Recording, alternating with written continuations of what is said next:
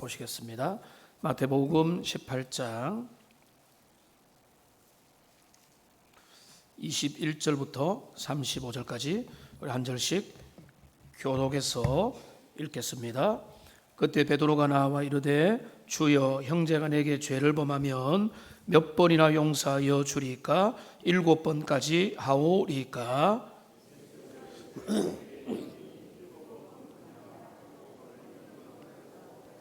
그러므로 천국은 그 종들과 결산하려 하던 어떤 임금과 같으니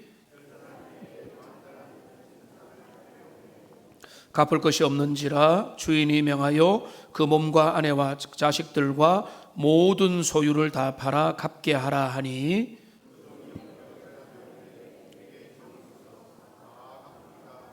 그 종의 주인이 불쌍히 여겨 놓아 보내며 그 빚을 탕감하여 주었더니,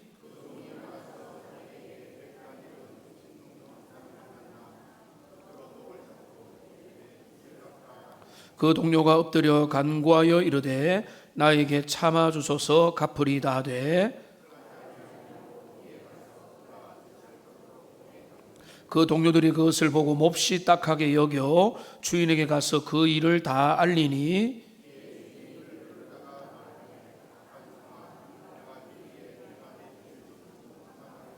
내가 너를 불쌍히 여김과 같이 너도 내 동료를 불쌍히 여김이 마땅하지 아니하냐 하고, 함께합니다. 너희가 각각 마음으로부터 형제를 용서하지 아니하면 나의 하늘 아버지께서도 너희에게 이와 같이 하시리라. 아멘. 우리 말씀 듣기 전에 한번 마음을 열고 한번 인사하겠습니다. 반드시 은혜 받읍시다. 이렇게 한번 인사하겠습니다. 제가 지난 주일 말씀드렸죠. 은혜 안 받으면 그 말씀이 심어지지도 않고 뿌리 내리지도 않고 자라지도 못하기 때문에 우리 하나님 앞에 나와 있는 사람들은 반드시 말씀의 은혜를 받아야 됩니다. 지금 말씀의 은혜를 못 받고 있으면 영양실조 또는 중병에 걸려 있는 상태입니다. 그럼 누가 뭐라 해도 나는 괜찮다. 남들이 봐도 그렇고 하나님 볼 때 그런 것입니다. 말씀의 은혜를 부지런히 받아야 됩니다. 제 방에 저희 어머니가 사주신 화분이 2개가 있습니다. 근데 그 둘 중에 하나는 나무에 가깝고 하나는 풀과 나무 성격에 가깝습니다. 근데 제가 이거를 기르면서 재밌는 게, 이 나무는 물을 거의 안 줘도 잘 자랍니다. 근데 이 풀 비슷한 요거는 지금 꽃이 피어 있는데 잘 안 돌아보면 지금 몇 번의 고비를 넘겼습니다. 한번 쫙 쳐져 버려요. 근데 거기에 물을 또 쫙 주면 다시 또 살아나고, 그래서 야, 이거 키우기 힘들다. 나무가 좋다. 나무는 옆에서 조금 필요할 때 한 번씩만 주면 잘 자라는데 계속 돌봐줘야 되니까 재미는 있는데, 우리 주님이 왜 우리를 풀이 아니라 나무라고 했을까? 우리가 어디까지 가야 되는가 하면 계속 AS를 해주지 않아도 주님이 주시는 은혜 가운데서, 말씀의 은혜 가운데서 뿌리를 내려가는 하나님의 사람들이 되시기를 주님의 이름으로 축원합니다. 그게 우리가 자라가야 될 목표이기 때문에 그렇습니다. 오늘 주제는 용서라고 하는 주제입니다. 용서는 기독교 복음의 본질입니다. 우리는 용서를 받았고 용서하며 살아야 됩니다. 우리가 매 순간에 우리의 사랑하는 사람, 그런데 미운 내 남편, 내 아내, 내 부모, 내 자녀, 그리고 내 교우들 마음에 안 들게 하고 걸림돌이 되게 만들고 우리를 불편하게 만드는 사람들, 내게 시비를 걸고 그리고 제대로 사과도 하지 않는 사람을 향해서 우리는 용서를 베풀며 살아가야 됩니다. 오늘날 그것이 너무나 중요합니다. 그런데 너무나 힘듭니다. 우리 시대는 한마디로 말하면 예배당 문 밖에만 나가면 각자 도생 아닙니까? 그리고 정글이고 밀림입니다. 그리고 최근에는 제가 관심을 일부러 두고 싶은 게 아니라 사적 보복과 복수에 대한 이야기가 인터넷상에서 엄청난 논란이 많이 일어났습니다. 그리고 정치권을 보십시오. 서로 갈등을 풀어내지를 못합니다. 끊임없이 증오하고 서로를 비난하고 또 악순환이 되풀이되고 두고 보자라는 그 마음이 여당이든 야당이든 모두가 끊임없이 서로를 끊임없이 증오하는 이런 것들이, 이 정치권의 이런 모습이 정치권뿐만 아니라 세대별로도 그런 것들이 부추겨지기도 하고 경제력의 차이에 따라 부추김을 받기도 하고 문화적으로 또 지역적으로, 지역은 많이 약해진 것 같지만은 그러나 그 깊은 정서 속에는 끊임없는 분열과 화해하지 못함과 그 증오와 이런 복수심들이 우리의 마음 가운데, 우리 사회 가운데 있다는 것입니다. 그런데 그 가운데 하나님의 사람들은 용서하는 사람으로 서 있어야 됩니다. 사람들은 두고 보자, 너가 내게 잘못했으니까 나도 너에게 그렇게 한다라고 하는 것이 세상의 원리지만은 복음의 원리는 그게 아니거든요. 복음의 원리는 용서입니다. 그 사람이 내게 사과를 하면 용서할 뿐만 아니라 사과하지 않아도 내 마음에서 그 사람에게 빗장을 걸어 잠그지 않는, 그게 진짜 용서고, 이 용서가 우리들 가운데 나타날 때 우리 사회가 그나마 숨을 쉬고 살만하지 않겠습니까? 우리 사회의 소망은요, 여러분 죄송하지만 정치에 있지 않습니다. 그렇기 때문에 정치를 포기하라는 말이 아닙니다. 우리 자녀들이 정치권에도 들어가야 되고 장관도 돼야 되고 또 중요한 위치에도 있어야 되지만은 우리가 오해를 하면 안 되는 게, 정치에 소망이 있는 게 아니고 경제에 소망이 있는 것이 아니고 어디에 소망이 있는가 하면은 복음에 소망이 있고, 복음을 받은 자들이 우리 살고 있는 삶 가운데서 용서받았으니 용서하고 허물을 덮어주고 다른 사람을 긍휼히 여기고 은혜가 작동하는 그것을 볼 때, 이 각자 도생의 사회에서 살만하구나, 이런 사람도 있구나, 이런 사람을 이렇게 만든 하나님은 어떤 분일까, 교회는 어떤 곳일까, 그렇게 찾아오도록 만드는 게 복음의 원리이기 때문에 우리는 용서받은 자로서 용서라고 하는 것을 세상에 드러내는 사람이 되어야 되는 것입니다. 오늘 그 용서라는 주제를 살펴보겠는데요, 오늘 이 본문의 비유가 핵심이 용서가 핵심이라는 것을 우리가 잘 살펴봐야 됩니다. 왜 용서가 핵심인가 하면, 이 비유가 1만 달란트 빚을 진 자가 탕감을 받았는데 나가서 100데나리온 빚진 자를 괴롭히고 감옥에 가두었다는, 그래서 그가 혼을 나게 되고 감옥에 갇히게 되었다고 하는 이 비유가 나타나는데요, 이 비유를 앞뒤로 둘러싸고 있는 내용이 용서에 대한 겁니다. 먼저 여러분 21절을 보시면은 여기 베드로가 말합니다. 주여, 형제가 내게 죄를 범하면 몇 번이나 용서하여 줘야 됩니까? 라고 하는 용서라는 주제에 대하여 예수님이 말씀하죠. 490번까지라도 용서하라 라고 하면서 여러분 3절을 보면 70번에 7번에 70번까지라도 할지니라 그러므로 천국은 하면서 비유가 등장한다. 여러분, 이거를 우리가 성경을 잘 봐야 됩니다. 이 비유는 독립적으로 있는 것이 아니라 베드로의 질문에 대한 주님의 응답, 그래 너 용서를 490번이라도 하라, 내가 이야기 하나를 들려줄게, 이렇게 되는 거예요. 그러니까 이 비유는 너무너무 중요한 용서라는 주제를 담고 있습니다. 그리고 그 결론을 보십시오. 35절을 보십시오. 이렇게 말합니다. 너희가 각각 마음으로부터 형제를 뭐죠? 용서하지 아니하면. 여기 용서의 주제라.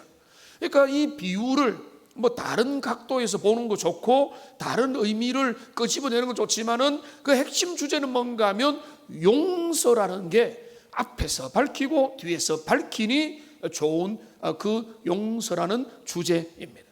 조금만 더 넓혀보면 그러면은 예수님의 사람, 천국 백성은 용서의 사람이라는 건데, 그러면 그것만 있는 게 아니죠. 많은 천국 백성의 모습이 있습니다. 주님의 백성의 모습들이 많이 있는데 조금만 살펴보면 18장 1절부터 쭉 보시면은 어린아이를 데려두고 어린아이 같이 자기를 낮추지 아니하면 천국에 들어갈 수 없다. 하나님의 나라의 시민이 아니다라고 말했습니다. 어린아이처럼 순박하라 이게 아니고 자기를 낮추는 사람입니다. 겸손이고 자기 비하입니다. 나를 내려놓는 것을 말. 천국 백성은 자기 비하, 나를 버릴 자기 부인을 할 준비가 되어 있어야 됩니다. 어린아이처럼 자기를 낮추고 공동체 가운데 나를 주장하지 않는 자가 된다. 이게 천국 백성의 모습이다라고 이야기를 하는 겁니다.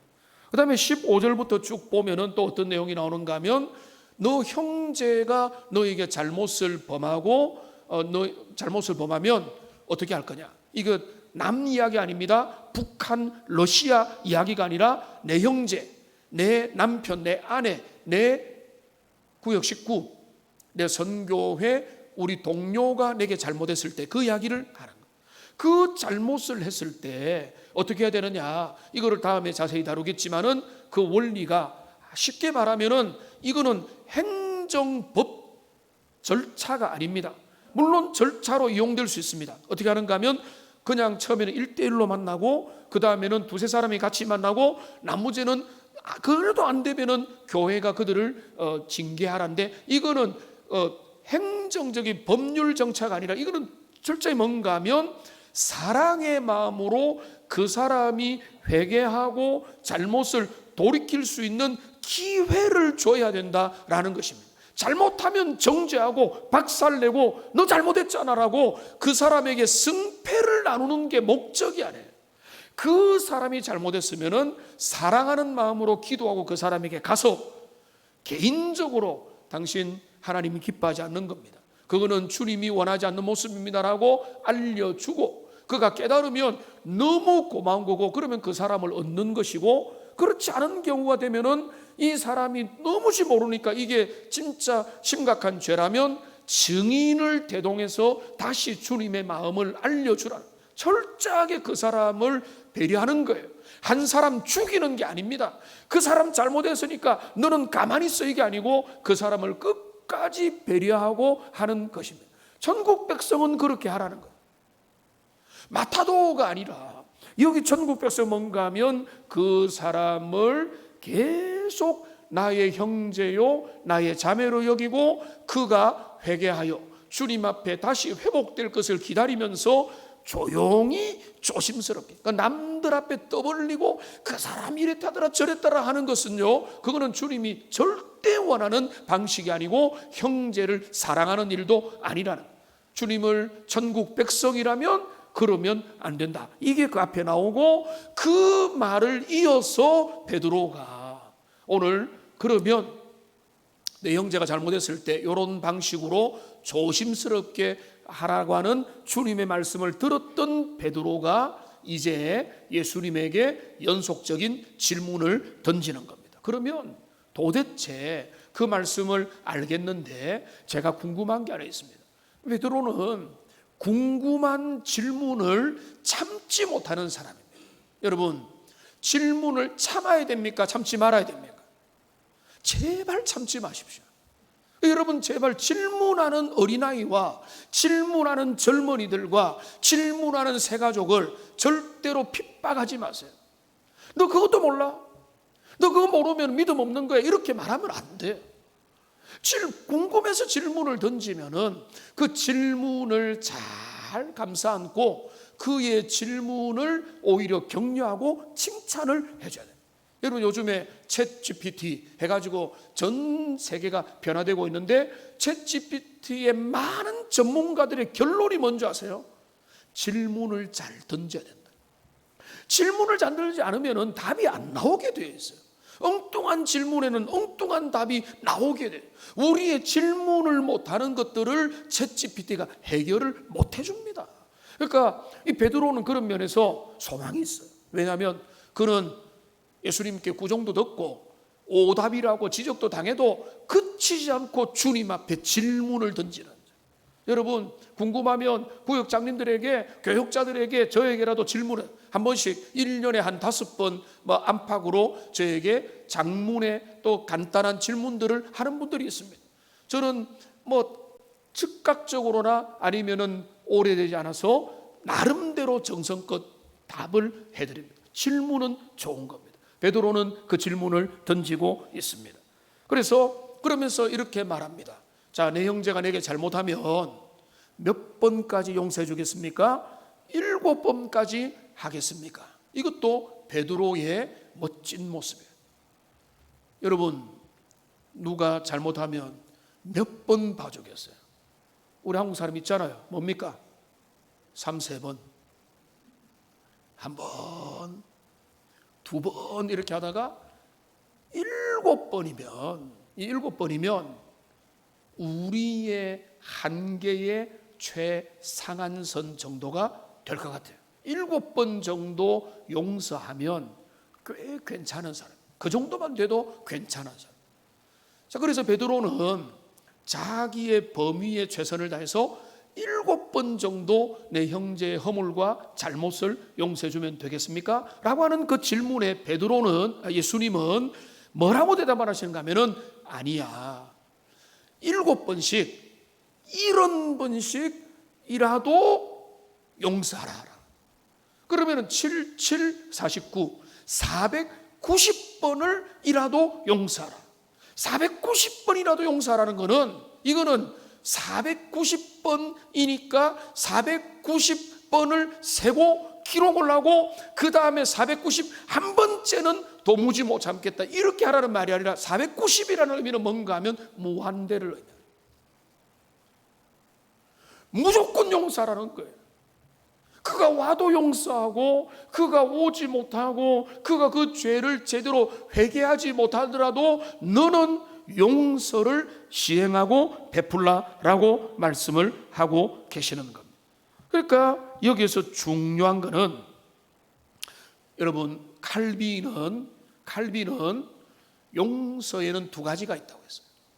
그 2가지, 첫째는 뭔가 하면 잘못을 사과하여 오는 사람에게 베푸는 용서가 있고, 잘못을 잘 모르고 깨닫지도 못하고 계속해서 모른 척하고 자기가 떳떳하게 살아가는 사람을 향한 용서가 있다고 했어요. 만일 누가 내게 와서, 집사님, 이전에 내가 선교에서 이런저런 이야기를 했는데 집사님의 사정도 너무 모르고 무례하게 그런 말을 한 것 같습니다 라고 한다면 용서하기가 쉽겠습니까? 어렵겠습니까? 너무 쉽죠. 왜냐하면 그 사람이 잘못을 반성하니까. 자, 그러면 오늘 이 본문의 용서는 그런 사람들만 대상으로 하는 것일까라고 하는 것입니다. 물론 비유에서는 잘못을 내게 용서를 베풀어 달라고 하는 내용이지만, 그러나 우리가 성경 전체를 볼 때에 우리의 용서에는 내게 잘못을 구하고 사과하는 사람에게만 용서를 베푸는 게 아니라, 내게 잘못하고 내게 회개하지 않고 사과하지 않는 사람에 대해서도 그 마음에 원수를 가지거나 정죄하거나 그 사람에게 우리가 결박을 해서는 안 된다는 거예요. 우리의 용서는 그러니까 어려운 것입니다. 우리 힘으로 안 되는 것입니다. 그러니까 우리 힘의 최선인 7번까지는 봐줄까요? 라고 하는 이야기가 나올 때 우리 지금 뭔가 하면, 아니야, 너희의 용서는 한계가 없어야 된다라고 말하면서 뭐라고 하시는가 하면은, 내가 그러니까 비유를 하나 들려줄게, 이렇게 되는 거예요. 그러니까 이 비유는 느닷없이 갑자기 진공 속에서 올라온 그 이야기, 1만 달란트 빚진 자 비유가 아니라, 너희의 용서는 한이 없어야 된다, 왠 줄 아니? 라고 하면서 나오는 게 이 비유의 내용이라는 것. 이 비유의 내용에 한번 보십시오. 이 비유는 누군 겁니까? 이 비유에 등장하는 인물은 1만 달란트 임금에게, 왕에게 빚을 졌습니다. 여러분, 1만 달란트 하니까 감이 없죠. 그런데 이거를 우리나라 돈으로 계산해도 감이 별로 없을 거예요.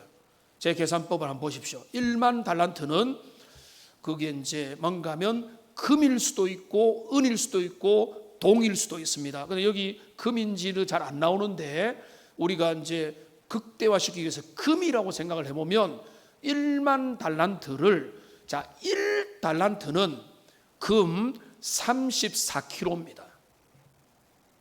그래도 해주셔서 감사한데 집에 여러분 2kg 있습니까? 34kg 1달란트가. 그리고 34kg인데 요게 이제 최근에 인데요, 금 1g의 시세가 뭔가 하면 60달러입니다. 60달러. 1g이 60달러. 자, 그러면 한 달란트가 금액이 얼마인가 하면은 200만 달러입니다. 200만 달러. 그러니까 200만 달러니까 이게 뒤에 공을 3개 붙여보세요. 200만 원, 2천만 원, 2억, 20억, 25억 정도가 돼요. 1달란트가. 근데 여기 몇 달란트 빚졌다고요? 뒤에 몇을 붙여요? 25억에 공을 몇 개 붙여야 돼요? 4개를 더 붙여요. 4개를. 얼마 나오는지 아세요? 25조가 나옵니다. 이 사람은 임금에게 얼만큼 빚을 졌죠? 갚을 수 없는 빚을 진 거예요. 돈 많이 빚졌네, 이게 아니에요. 갚을 수 없는 돈이에요. 그가 평생의 애를 쓰고 어떤 수고를 하고 어떤 노력을 해도 그 돈은 갚을 수가 없다는 게 이 비유의 본질이에요. 그러니까 1만 달란트 빚을 졌다는 것은 내가 노력을 하고 수고를 하고 밤을 지새우고 내가 공로를 하고 열심히 갚아가도 그의 일평생을 다해도 갚을 수 없을 뿐만 아니라 이 주인이 뭐라고 이야기합니까? 이 주인이 이렇게 임금님이 뭐라고 이야기하는가 하면 너와 여기 25절을 보세요. 그 몸과 아내와 자식들과 모든 소유를 다 팔아서 갚아라. 그래도 갚을 수가 없는 거예요. 우리가 한 1,000만 원 빚을 졌다면 그게 작은 금액은 아니지만은 1년, 5년, 10년 계산해서 갚아가면 되는 겁니다. 근데 이 비유에서 주님이 드러내고자 하는 것은 우리가 그 절대자 임금이신 하나님 앞에서 우리는 갚을 수 없는 빚을 주님 앞에 진 죄인들이라는 거예요. 우리는 어떤 죄를 지었습니까? 우리에게는 원죄가 있습니다. 우리는 아담으로부터 하와로부터 지었던 그로 말미암아 지어진 원죄의 부채가 있고, 우리는 이제까지 시간이 지나오면서 죄가 없어졌습니까? 죄가 더해졌습니까? 죄를 쌓아가고 있는 것입니다. 원죄뿐만 아니라 자범죄입니다. 자범죄의 내용은 뭡니까? 알고 지은 죄, 고의로 지은 죄, 계획을 해서 지은 죄도 있지만은 모르고 지은 죄, 나는 몰랐는데 그 사람이 힘들어하는 그런 죄악들도 지었고, 내가 회개한 죄악도 있고 회개하지 못한 그 숨은 죄악은 더 많이 깔려 있을 수도 있는, 그러니까 그 죄악의 무게를 그분 앞에 재어보면 그게 어떻게 나오는가 하면 34kg가 아니라 1만 달란트 빚을 진 상태로 우리의 영혼이, 우리가 하나님 앞에 놓여있는 그런 상태란, 우리가 그것을 읽어야 비유의 세계가 열리게 되는 거예요. 그러니까 우리가 어떤 존재냐, 우리는 그분 앞에서 갚을 수 없는 그 빚을 그분 앞에 진 그런 존재다. 이것이 우리의 현주소고 이것이 우리의 실존입니다. 그리고 은혜는요, 복음은요, 요것을 깨달을 때부터 은혜의 세계가 열리는 거예요. 이걸 모르고 지금 이 사람 보세요. 은혜 없는 행동을 할 끈덕이가 미리부터 보입니다. 26절을 보십시오. 그가 이렇게 말합니다. 26절에 보니까 그 종이 엎드려 절하며 이르되 내게 참으소서. 근데 뭐죠? 다 갚으리다. 이 사람이 갚을 수 있습니까? 1만 달란트 그 빚을 도대체 어떻게 갚습니까? 아내 팔고 자녀 팔고 모든 것 다 팔아도 내 몸을 내어 던져도 이거를 갚을 수가 없는데 지금 이 사람에게는 이 지금 자기가 진 빚에 대한 생각이 부족하니까 내가 최선을 다해볼게요. 내가 열심히 잠 안 자고 노력하고 애를 쓰고 부지런하고 지금부터라도 하루에 얼마씩, 한 달에 얼마씩 그렇게 갚으면 그 돈을 갚을 수 있느냐 말이에요. 갚을 수가 없는 거예요. 그런데 이 사람은 율법주의적인 마음이 여전히 그에게 있는 겁니다. 오히려 그는 뭐라고 했어야 됩니까? 나는 도무지 갚을 수가 없습니다. 뜻대로 하십시오. 저를 죽이든지 저에게 뭐 이렇게 감옥에 가든지 저는 항복입니다라고 해야 되는데 이 사람은 뭔가 하면 갚겠습니다 이렇게 나가. 그러니까 우리가 사회관계에서 그렇게 하죠. 내가 갚을게. 1,000만 원 정도 되면은 뭐 1,000만 원 이상 1억이 되면 너무 큰 돈이지만 그래도 내가 평생에 갚을게 말이 되지만 1만 달란트 진 빚은 평생의 수고를 다하고 남편, 아내, 자녀, 부모, 친척 다 동원해도 그걸 갚을 수가 없어요. 그런데 그는 이 징조가 보인다는 게 말이 무슨 말인가 하면은 그 사태의 심각성에 감을 못 잡고 그는 눈치를 보면서 엎드렸으나 그의 말은 뭔가 하면 여전히 뭔가 하면 내가 갚을게요 라고 나는 거예요. 내가 갚을 수 없습니다라고 나오는 게 나는 항복입니다라고 말하는 게 은혜를 진정받는 건데 이 사람은 내가 갚겠습니다라고 그렇게 했던 것입니다. 근데 우리는 거룩하신 하나님, 죄가 없으신 하나님 앞에 원래 우리의 신분과 존재가 어떻는지를 우리는 알아야 되는 것입니다. 우리는 1만 달란트 빚을 진 죄인과 같은 그런 존재입니다. 우리는 깔끔하게 보이고 오늘도 세련되게 옷을 입고 우리가 단장을 해서 함께 나와 있고 사회적으로 직업도 남들한테 해코지도 하지 않고 나름대로 양심껏 살아가지만은 그런 사람들이 어떤 사람인가 하면 우리 주님 앞에는 1만 달란트 빚을 진 자라는 것이죠. 시편 143편 2절을 보십시오. 같이 한번 읽어보겠습니다. 주의 종에게 심판을 행하지 마소서. 주의 눈앞에는 의로운 인생이 하나도 없나이다. 하나 있습니까? 없습니까? 저도 아닙니다. 여러분도 아닙니다. 남들보다 억만 가지 100만 달란트, 1만 달란트 빚을 졌는데 1만 달란트에서 하나 정도 모자란다고 해서 큰 차이가 나지 않는 겁니다. 주님의 앞에 설 수 있는 인생은 원래 아무도 없는 것입니다. 그래서 이사야서 64장 6절은 우리에게 이렇게 말을 하는 겁니다. 우리는 다 부정한 자 같아서 우리의 의롭다는 것은 우리의 행위와 우리의 노력은 뭐라고요? 다 더러운 옷과 같은 것이다. 우리 모두가 다 똑같으니까 그냥 살자 이게 아니라 원래 우리의 상태는 뭔가 하면 우리가 도토리 키재기를 하고 그 사람은 우리보다 낫다고 하지만은 그 나은 사람을 주님의 절대적인 원죄와 자범죄의 기준으로 볼 때 그가 어떤 사람인가 하면은 1만 달란트 빚을 진 자라는 거예요.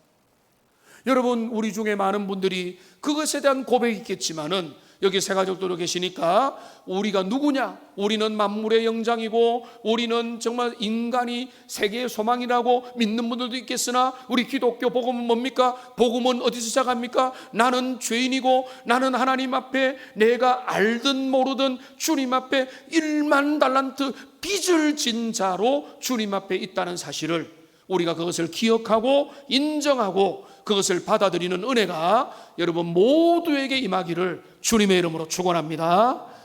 거기로부터 복음이 이어지기 때문에 그렇습니다. 자, 그런데 여기 이 종이 1만 달란트 갚을 수 없는 그 빚을 지고 주인 앞에 엎드려 그가 뭐 나중에 갚겠습니다라고 횡설수설할 때에 주인의 놀라운 선언이 주어졌습니다. 뭐라고 하십니까? 내가 너의 모든 것을 탕감해 주겠다. 내가 너의 죄를 사노라. 이렇게 말씀을 하는 겁니다. 근데 여기서 우리가 주목할 것은 여러분 너무나 놀라운 일이 일어났는데 그 근거가 어디에 있느냐라고 하는 겁니다. 오늘 이 본문을 보십시오. 그것이 어떻게 가능하게 되었는가? 여기 오늘 본문의 말씀에 보면은 27절을 보십시오. 그 종의 주인이 한번 따라합시다. 불쌍히 여겨. 다시 불쌍히 여겨. 그가 탕감받은 이유는 그의 울분, 그의 애원, 그의 어떤 미래 가능성, 그의 외모, 그의 자격 조건, 그가 어떻게 그걸 갚겠다고 하는 어떤 확약, 이런 거하고 전혀 관계없는 거예요. 그 1만 달란트 갚을 수 없는 빚을 진 자가 그 왕의 호의를 받아서 전체 탕감을 받은 것은 오직 우리 주님의 은혜와 자비와 긍휼 때문인 줄로 믿습니다. 그의 사랑이 나타난 거예요. 주님이 그를 불쌍히 여겨 주신 겁니다. 우리의 소망은 다른 데 있지 않습니다. 우리는 세상 가운데서는 계약관계, 거래관계, 은행이 잘해주다가도 거래관계에서 조건이 받치면 냉정해지는 게 세상의 시스템이고 우리는 그걸 받아들이고 있지만 우리 하나님 그런 분이 아니에요. 우리 하나님의 은혜의 세계는 다만 그분의 사랑으로 인하여서 우리를 한없는 죄악에서 우리를 구원해 주신 그 은혜가 우리에게 주어진 줄로 믿습니다.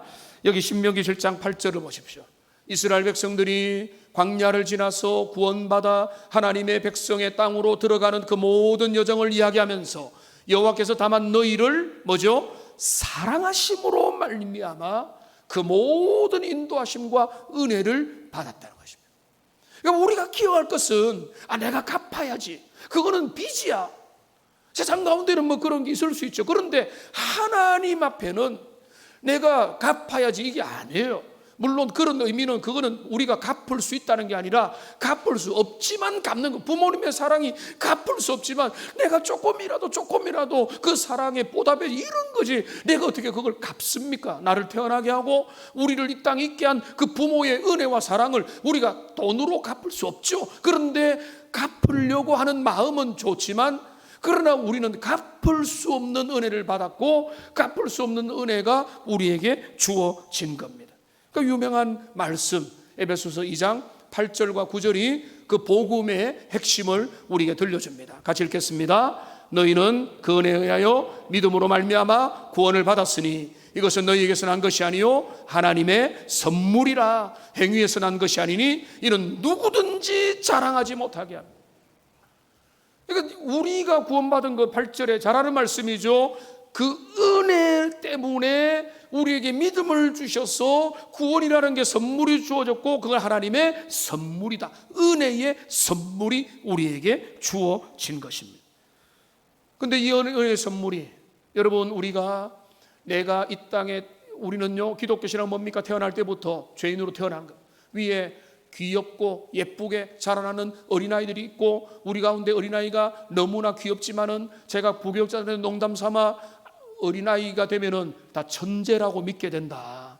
그런 거 우리 아이 영재 아닐까 천재 아닐까 착각하지 마라 라고 농담을 하는데 우리는 아이가 아무리 귀여워도 이 아이들이 원죄의 죄악을 안고 태어나서 가르치지도 않았는데 질투도 배우고 죄도 배우고 짜증도 배우고 모든 죄악이 그 속에 있다는 것을 어릴 때부터 우리가 배우게 되는. 지금까지 우리는 알고 지은 죄 모르고 지은 죄를 가진 이 죄인으로서 1만 달란트 빚을 지고 있는데 우리 주님이 우리에게 어떤 은혜를 보내주셨습니까? 그리스도 예수를 이 땅에 보내주셔서 십자가를 지게 하셨습니다. 예수님의 십자가의 사건의 의미는 너무 많지만은 그 십자가에서 자신의 몸을 뭐했죠?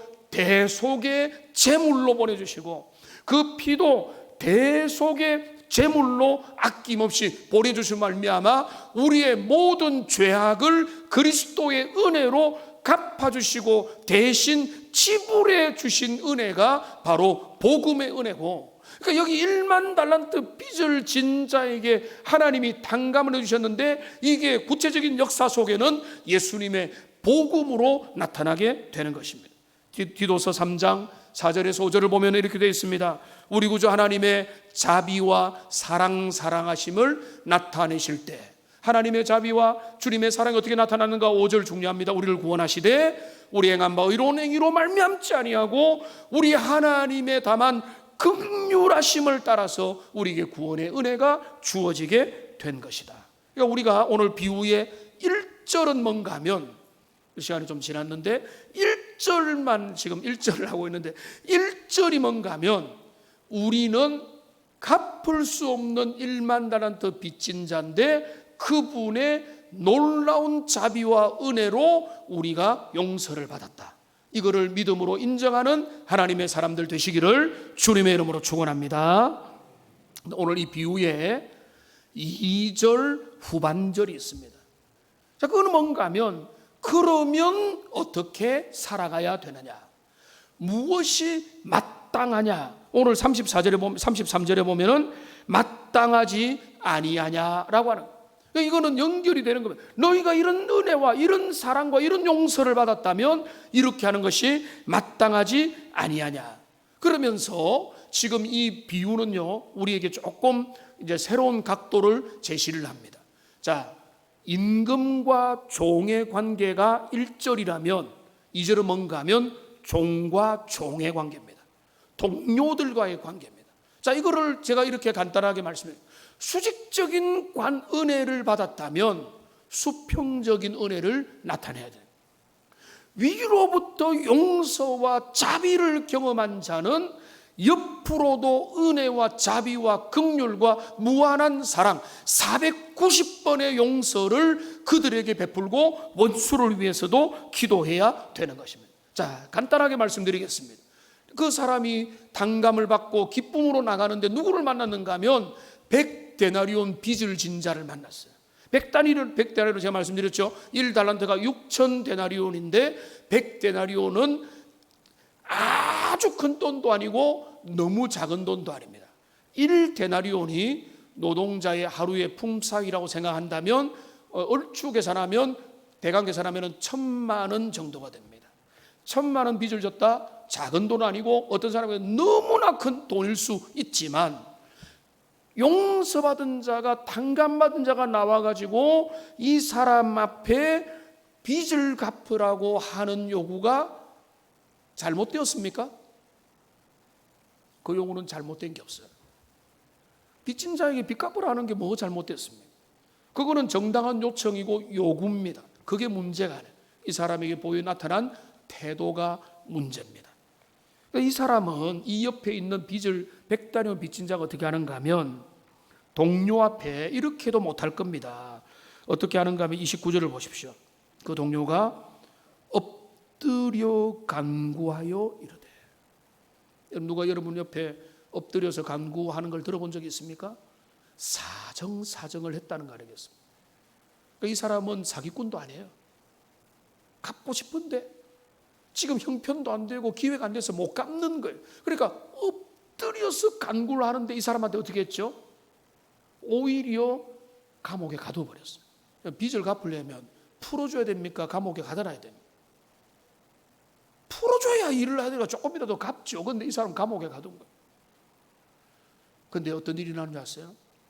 옆에 있는 동료들이 그걸 보고 감옥에 갇힌 사람을 치근히 여겨서 임금에게 신고하고 청원을 하게 되는. 그러니까 임금님이 노발대발을 해서 그 모든 탕감을 무효화시키고 그를 감옥에 갇혔다라고 하는 게 비유의 결론입니다. 여러분, 간단하게 이거는 구원의 취소 여부와는 좀 다릅니다. 다음에 기회가 되면 설명, 은혜를 거두어 드린 것은 사실입니다. 자, 그런데 여기에서는 우리가 봐야 될 건 뭔가 하면, 마땅하지 아니하냐 이 말은 뭔가 하면, 어떻게 그럴 수가 있느냐 이런 말이에요. 근데 어떻게 그럴 수가 있느냐는 일들이 세상에 종종 나타납니다. 저도 그런 이야기를 몇 번, 예수 믿는 사람 더 별나고 더 사기치고 예수 믿는 사람 더 자기 깍쟁이처럼 한다는 이야기를 자주는 아니지만 들었어요. 근데 이 사람도 그렇게 하잖아요. 지금 이 사람이 그 놀라운 은혜를 받아놓고는 나가가지고 자기 앞에 사정하고 청원하는 사람을 외면하고 그를 감옥에 가두고 지독하게 하니까 옆에 사람이 들고 일어나가지고 왕 앞에 청원하는 일들이 나타났다. 이 사람의 무자비함을 나타내는 것입니다. 그러니까 이 무자비함은 여러분 하나밖에 없다고 저는 확신합니다. 그가 받은 은혜의 크기를 헤아리지 못하기 때문에, 내가 어떤 사랑을 그분에게 받았는가를 깨닫지 못하니까 그는 남들 앞에 세상 방식대로 대하고 인간적인 거래 조건으로 대하고, 너 잘못했잖아, 내게 사과하고 빨리 갚아, 말이 뭐 맞냐, 이렇게 가는 겁니다. 여러분, 그게 뭐죠? 은혜가 작동하지 않습니다. 은혜 없으면 율법이 작동하고요, 은혜가 없으면 은혜 아닌 것들이 작동하고 세상과 다를 바가 없고 세상보다 더 겁나는 것입니다. 우리가 수직적인 관계에서 우리 주님 앞에서 은혜를 받았다면, 수평적인 관계에서도 다른 사람에게 용서를 베푸는 것을 제발 해주세요가 아니에요. 그렇게 하는 것이 뭐라고요? 마땅하다는 거예요. 다른 길이 없다는 거예요. 왜? 그렇게 되어 있기 때문에, 그렇게 작동을 한다. 자, 그러면 결론입니다. 우리가 그렇게 못한다면, 용서에 인색하다면, 다른 사람을 딱재가지고 그 사람이 내게 어떻게 하느냐에 따라서 내가 용서를 결정하고 있다면, 내가 그렇게 한다면 우리는 뭘 돌아봐야 되면, 내가 받은 은혜가 확실한가? 나는 그 은혜, 내가 어떤 죄악에서 어떤 은혜와 어떤 용서를 받았는지를 나는 절감하는가? 내가 거기에 대한 감동이 없고 간절함이 없기 때문에 남들 앞에 세상의 원리로 똑같이 대하는 거예요. 그러니까 그렇게 내게 그 은혜의 크기가 되살아나야 되고, 은혜의 크기가 내게 살아나면 용서 못할 사람이 어디 있습니까?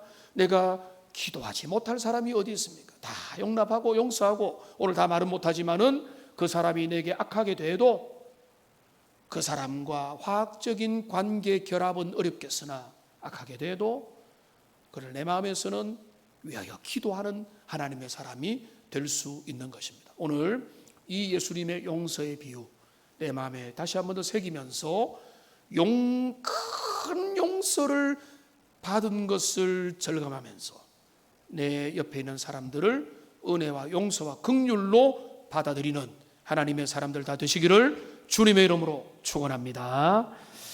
기도하겠습니다. 살아계신 하나님,